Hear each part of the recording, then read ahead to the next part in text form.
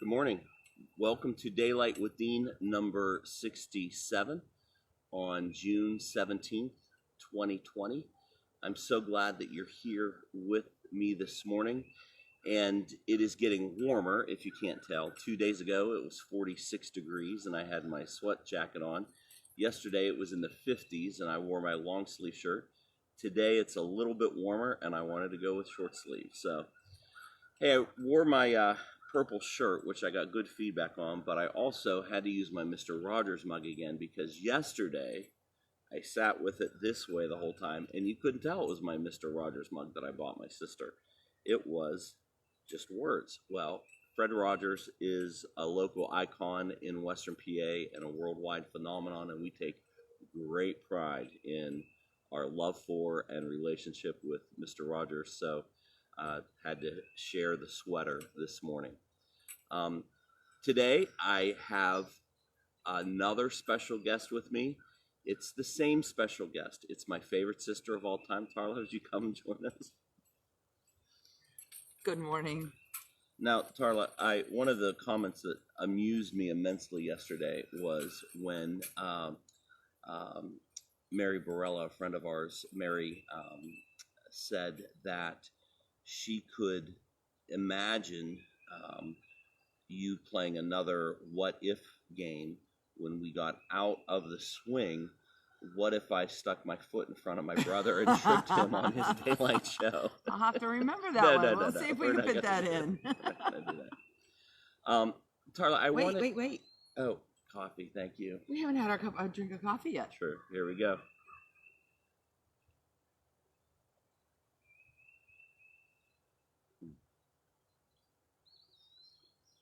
Sometime I just want an IV hooked up. I think that would be easier. Tarla, I wanted to have you on here today because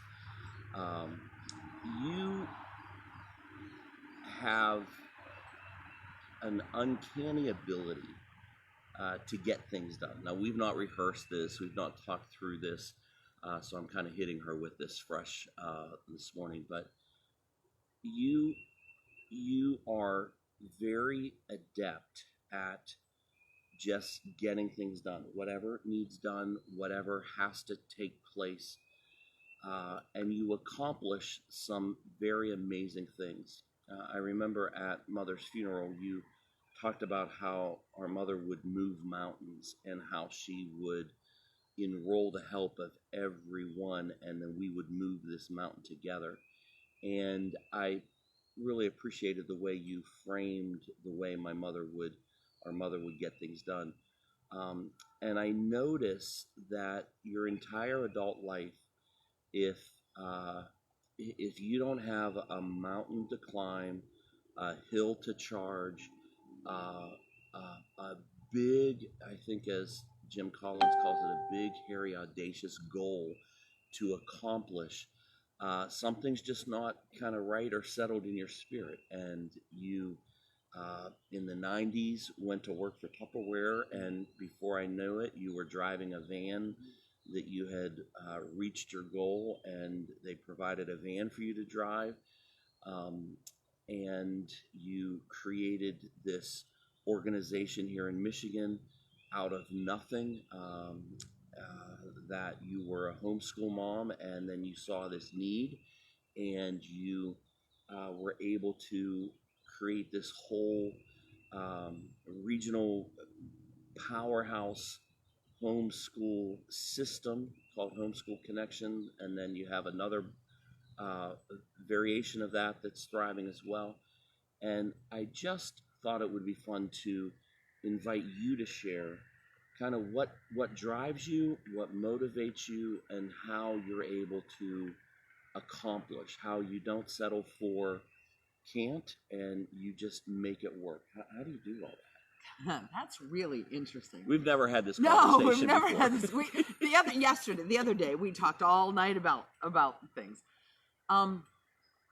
You're right. I do like a big audacious goal, and it's not necessarily really consciously, but whenever I don't have something I'm working toward, I do feel a little lost and a little like purposeless. I just like a challenge. a big thing is I like a challenge. I like something to do. With Homeschool Connections, it was because I started something for myself. And what we do with Homeschool Connections is we find people who are fabulous teachers to teach kids. It's a 1-day-a-week program, and we find people who are experts in their area. So I have a microbiologist that teaches biology and a published author that teaches writing. And kids, it's like on a college model where kids come 1 day a week and take classes and then go home and do their homework. And these are for homeschool families that want to enhance their children's education. They can come and have a 1-day, you know. Okay.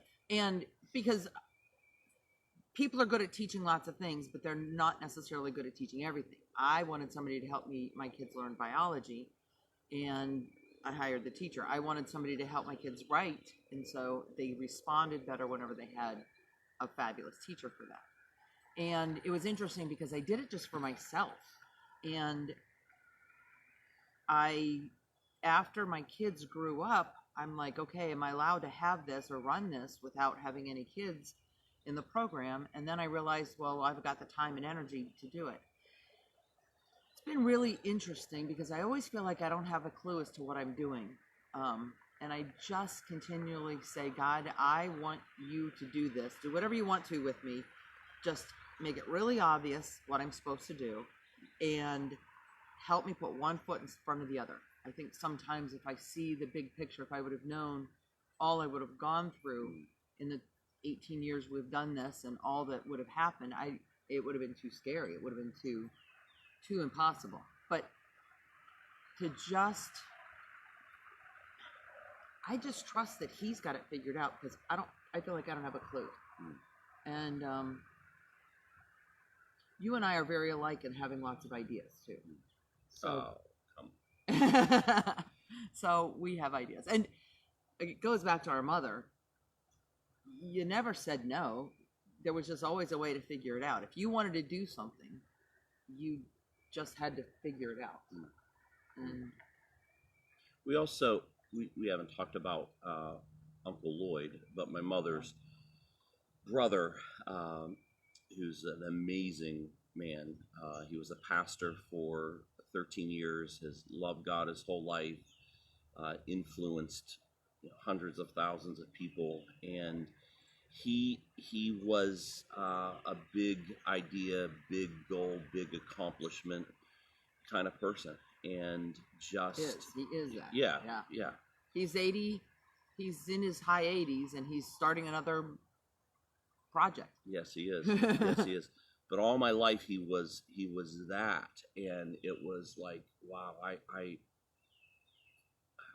I wonder if I could accomplish something big. I wonder if I could accomplish something significant with my life. And my mother would always, whenever he was in town, because he lived in southern Illinois most of my life, and whenever he was in town, my mother would always she had a big dining room table that would seat 13 people or so, and she'd always make sure that it was Uncle Lloyd and me and her, and she always wanted me up near him and close to him and learning from him. And I didn't quite understand how important that was. A lot of feedback I get from you that I have these amazing stories, and I first heard amazing stories around those dinner tables, sitting next to my uncles, and they would just tell hilarious stories. And I'm like, how does that happen? And I just paid attention, and I paid attention to things in my life, and I'm like, well, that was kind of funny, and so I tell that story. The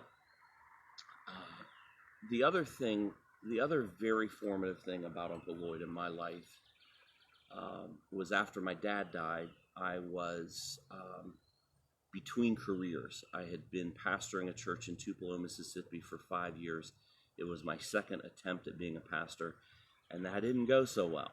And I think I was concerned about why. Why did that not work? Do I not have this calling in my life to be a pastor? or was it really just the culture that was different? Was my maturity not where it needed to be? Did I not know enough? I was sifting through all of this. And so the afternoon after my dad's the afternoon after my dad's funeral, or the day before, I can't remember exactly, I sat with Uncle Lloyd on the back porch, and I just said, Uncle Lloyd, can I talk to you about this? And he said, sure. So we sat on the back porch, and he's like, well, what do you want to do?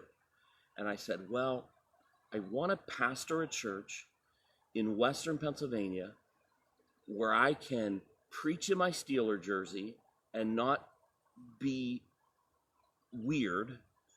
And I want to pastor a church that reaches people far from God. And I want to do it in a way that my kids don't grow up and hate God and hate the church. And I want to do it in a way that my heart gets bigger for God and bigger for others while I'm doing it. And that's what I want to do. And then he just sat and, so what I think you ought to do, he said, because I wanted him to tell me. I wanted him to tell me what I needed to do. What I think you ought to do is you ought to start a church that you can wear your Steeler jersey and preach on Sunday and it wouldn't be weird. And you ought to start a church that helps reach people far from God. And then you ought to start a church that is set up in a way that your kids continue to love God and love others and don't hate the church the longer you're a pastor.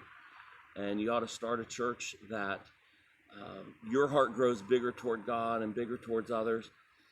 And when he was done, I'm like, wait, he said exactly the same things I just said. And then I'm like, well, I said exactly what I need to do, and he just repeated it to me. And I'm like, way to go, that's what I'm going to do. You know what I found really interesting? Well, first of all, Uncle Lloyd is motivating to me in a different way, because some of his biggest things he started were after he was 50 years old. And sometimes you think, oh, I'm too old to start something new. I can't be effective. I just got to live this life out. And that's not the message I got from him. I got from him is, if you have a vision or an idea, do it. And it doesn't matter how old you are, and just do it. But one of the things I've learned through the different companies that I've started and different things like that is that when you write it down, when you speak it out, when you talk about it, that's when you create it. And so, as I was talking about, I want some classes for my kids. I want to do this. People are like, oh, yeah. Then the next thing is to actually do it, to take the next step. And people say, where do you find your teachers? I'm like, well, I talk about it, and people are like, I know this teacher. We could ask this person. I always say that God brings them to me. And he does. He brings me amazing teachers. But part of it is because I speak it that this is what I need, or this is what I want. And other people hear it, and other people want that too. And it's been interesting. I just started because it's something that needs done, and we just kind of figure it out step by step. I remember the week before, or about a month before the river started in the fall of 2002, we had 4 services 2 weeks apart before our official public service on December 5th of 2004. I remember in late September, early October, thinking, we're about to get our rear ends kicked because we don't have a music team assembled. We don't have all the details figured out. We don't, just this overwhelmedness of, I am not ready. And it was kind of like, Dean, if you wait till you're ready, you're never going to get anything done. Like, you have to, this life of faith is seeing what is not yet there and not being ready and leaning into the Lord and his love for you and his calling on your life enough to take that next step in total fear of and just taking that next step. And When you talk about not knowing how to do it, but just moving forward, um, that's really significant, and it plays into faith and trusting in Huge. God. It's interesting because there's some people that have this grand plan and have all the details figured out and have the dates figured out and have all of that figured out. And that is beyond me. That makes it scary to me. Because to me, I just need to do the next thing.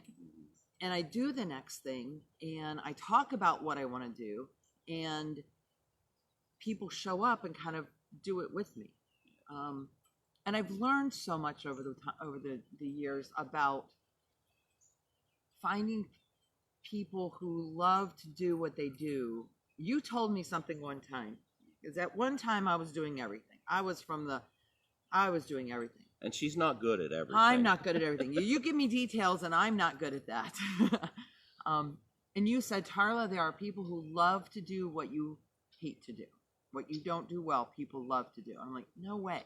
There is no way people love dealing with these numbers I'm like, ugh. And sure enough, I have somebody who loves, just give me the numbers, I don't want to deal with the rest.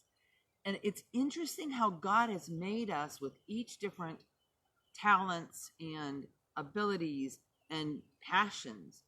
And when we get to play and live and work in those areas, it's wonderful.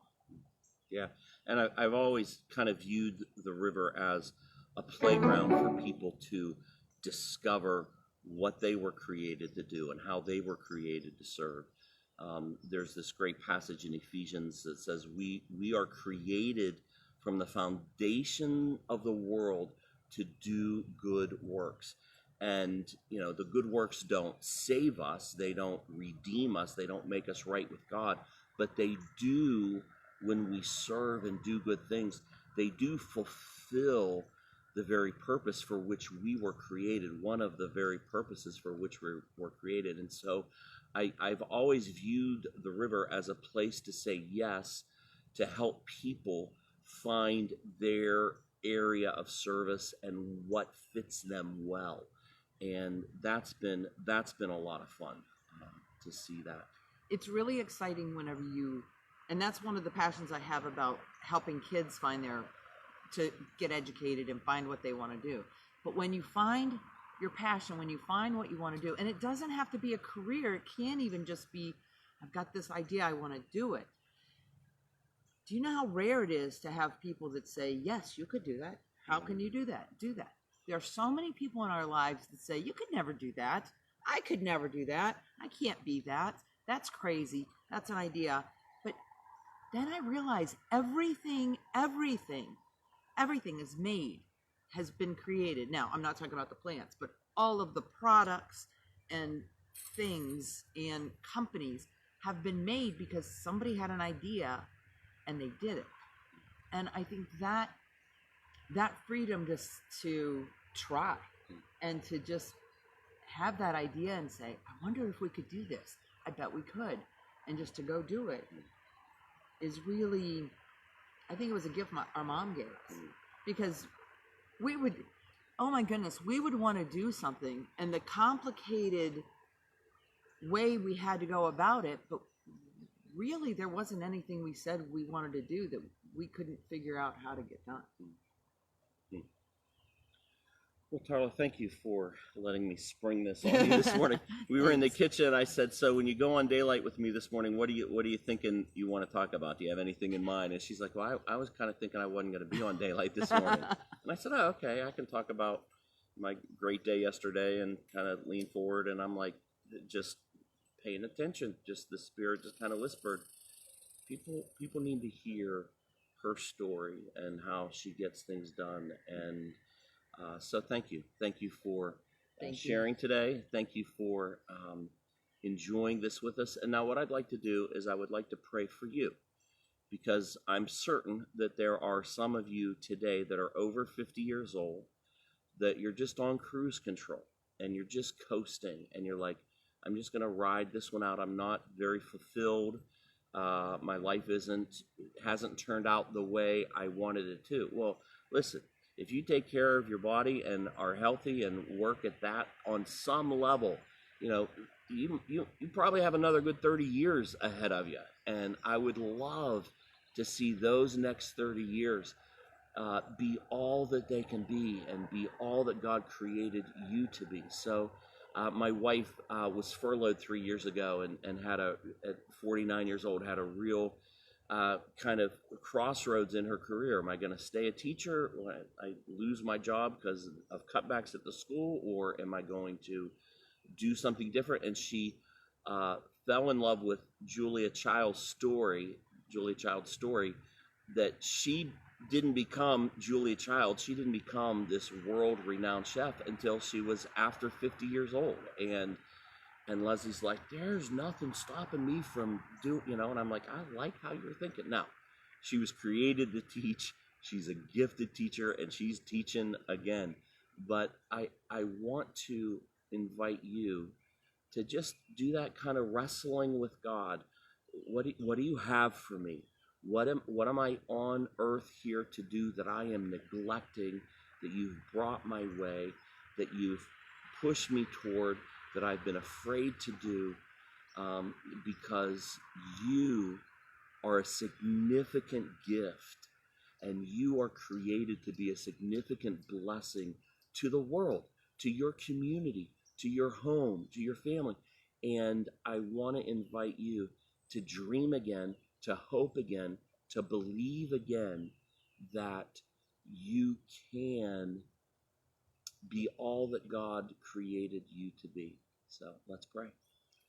Father, I just thank you so much for the opportunity to share this morning and for each person watching. And Father, regardless of their age, I ask that your Spirit would stir within them again what you might have for them. And for those who are doing it and living it, I pray, Lord, that you would expand their influence and their territory and expand their ability to help others see that they are created to do great things that bless others and help them help others find that. And Father, for those that have been told no all their life, I come against that right now and ask that you would free them from those chains and shackles that others have placed on them throughout their life. I pray that you would unlock in their spirit not just the ability to dream, but the commitment to take that next step. And Father, I pray that you would allow this morning to be a very significant time in someone's life where things just turn, where things just shift, where someone's given permission to trust you again and follow you and what you've created and laid out for them. And Father, I celebrate this journey that so many are on and about to enter. Bless them, hold them close for this amazing ride. And may they learn to lean into and trust in you more than ever before. In Jesus' name, we thank you and love you, God. Amen. Amen. Now, Tarla and I are going to exit carefully. She's not going to trip me. And I will, we're heading back home to Pennsylvania today. So I will see you bright and early in my kitchen on, that would be June 18th, I believe, at 5:48 a.m. Nice to be with you. God bless you guys. See ya.